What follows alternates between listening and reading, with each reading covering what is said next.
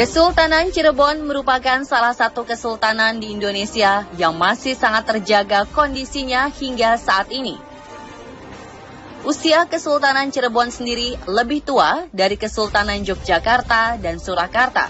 Bahkan Kesultanan Mataram Islam sekalipun menjadikannya salah satu kesultanan tertua di Indonesia. Kesultanan Cirebon mencapai puncak kejayaannya pada masa pemerintahan Sultan Syarif Hidayatullah atau yang lebih dikenal sebagai Sunan Gunung Jati. Beliau merupakan keturunan dari Prabu Siliwangi, Raja Kerajaan Pajajaran. Saat ini di tanah Cirebon telah berdiri 4 keraton yang merupakan pecahan Kesultanan Cirebon, yaitu Keraton Kasepuhan, Keraton Kanoman, Keraton Kacirebonan, dan Keraton Kaprabonan. Di antara keempat keraton yang ada di Cirebon, Keraton Kasepuhan merupakan keraton terbesar. Dan di keraton inilah banyak benda pusaka kesultanan tersimpan dengan baik. Konon, di salah satu sudut ruang pusaka Keraton Kasepuhan, ada sebuah gudang pusaka khusus yang hanya bisa dibuka setiap hari Jumat dan atas perintah Sultan langsung. Benda apa sajakah yang terdapat di dalam gudang pusaka khusus itu? Pemirsa, malam ini kami akan mengajak Anda untuk melihat misteri gudang pusaka Keraton Kasepuhan Cirebon. Di balik ruangan khusus dengan pintu kokoh dan pengamanan berlapis ini, ternyata banyak tersimpan peninggalan dari Sultan Syarif Hidayatullah atau Sunan Gunung Jati yang juga merupakan Sultan kedua Kesultanan Cirebon. Beliau diangkat menjadi Sultan Cirebon menggantikan Pangeran Cakrabuana yang adalah pamannya sendiri. Di antara beberapa benda yang terdapat di dalam ruangan ini, salah satu yang menarik perhatian adalah sebuah jubah tua yang telah usang dimakan usia. Ternyata jubah ini adalah jubah yang biasa digunakan oleh Sunan Gunung Jati ketika sedang melaksanakan ibadah.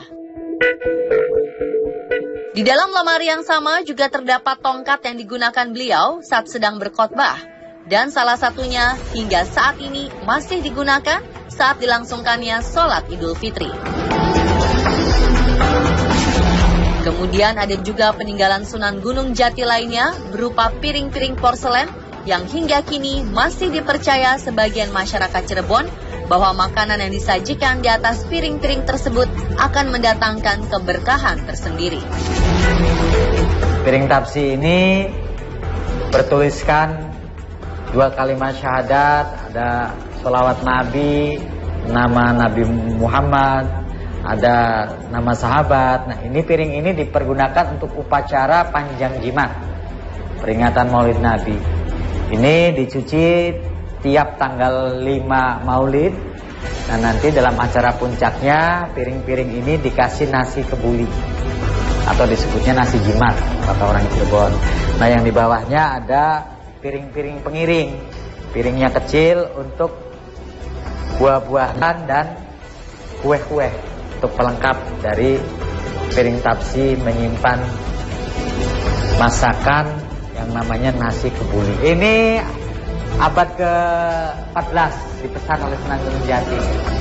Ini dipesan kalau ngelihat produk keramik mah, ini jenisnya seperti Cina. Jadi pesanan yang khusus untuk acara. Selain benda-benda tadi, gudang pusaka ini juga menyimpan 2 buah senapan laras panjang milik Sunan Gunung Jati. Senapan ini merupakan pemberian sang ayah Syarif Abdullah Umdatuddin yang merupakan seorang penguasa Mesir pada masa itu. Senapan ini berhiaskan ukiran berlapis emas yang menambah kesan megahnya. Tidak kalah menariknya dari jubah Sunan, di gudang pusaka ini juga terdapat sebuah pakaian wanita bercorak Cina, lengkap dengan kain-kain dan perlengkapan lain seperti kendi dan peti tempat penyimpanan peralatan rias dengan motif khas negeri Cina. Benda-benda ini milik dari Putri Ong Tenyo, seorang putri Kaisar Yunglo dari dinasti Ming di Cina, dan juga sekaligus merupakan istri kedua dari Sunan Gunung Jati. Dari beberapa sumber, pertemuan antara Sunan Gunung Jati dan Putri Ong Tenyo ini memiliki cerita unik tersendiri. Beberapa mengatakan bahwa pada masa itu Sunan Gunung Jati muda sedang menimba ilmu ke negeri Cina. Berkat sikap dan kepandaiannya, membuat sosok Gunung Jati dikenal sebagai seorang ulama yang berilmu tinggi. Hingga pada suatu hari, Kaisar Cina penasaran akan kemampuan beliau dan mengundangnya ke istana.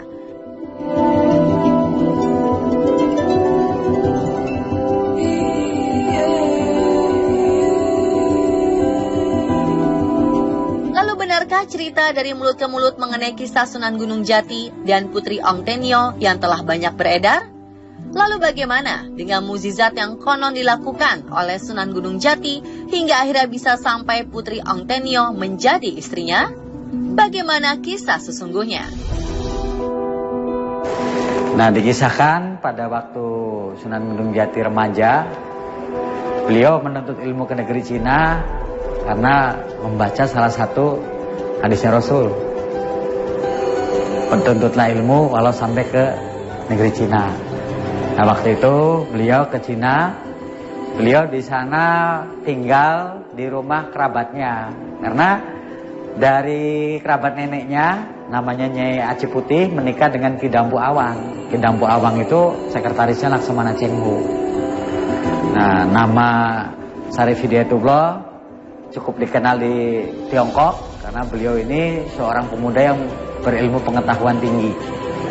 Nah, sampai didengar oleh Kaisar Cina, namanya Kaisar Yuanglong atau Kaisar Yunglong, lalu memanggil Syarif Hidayatullah dan mensiasati untuk mengetes keilmuannya.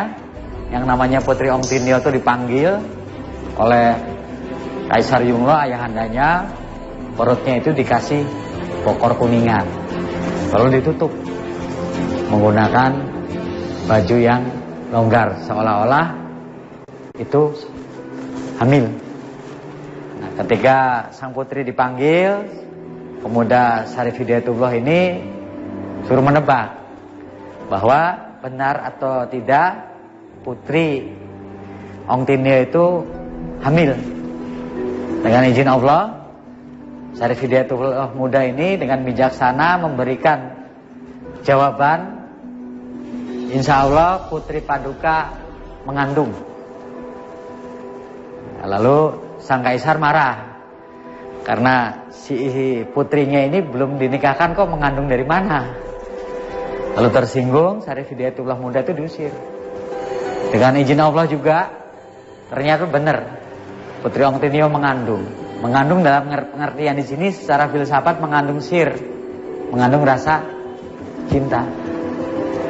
Nah, setelah Syarif Hidayatullah muda diusir dari istana, lalu Putri Ong Tenyo selalu membayangkan wajah dari Syarif Hidayatullah muda.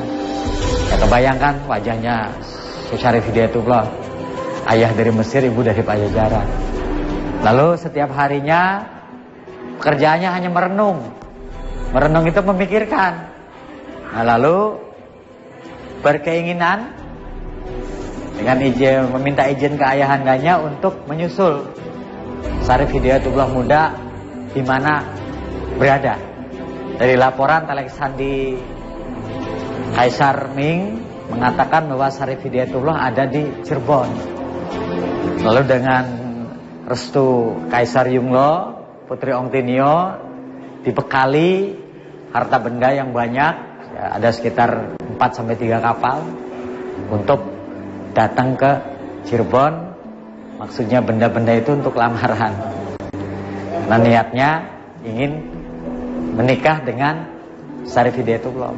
Ya, mengandung, terus syaratnya ingin menjadi istri Sunan Gunung Jati, ya syaratnya harus masuk Islam.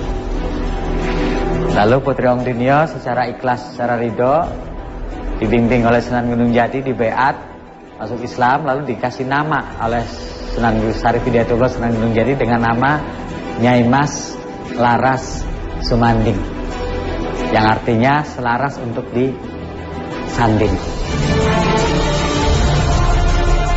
3 tahun setelah menikah dengan Sunan Gunung Jati, Putri Ong Tenyo kemudian melahirkan seorang putra. Namun sangat disayangkan, putra beliau harus meninggal dunia pada usia 4 bulan dan disusul dengan meninggalnya Putri Ong Tenyo tidak beberapa lama kemudian. Putri Ong Tenyo lalu dimakamkan di Astana Gunung Jati. Hal ini juga lah yang menjelaskan mengapa banyak terdapat hiasan keramik Cina di keraton-keraton dan di Astana Gunung Jati, tempat dimakamkannya keluarga Kesultanan Cirebon. Dan pemirsa, itulah misteri gudang pusaka Keraton Kasepuhan Cirebon versi On Spot.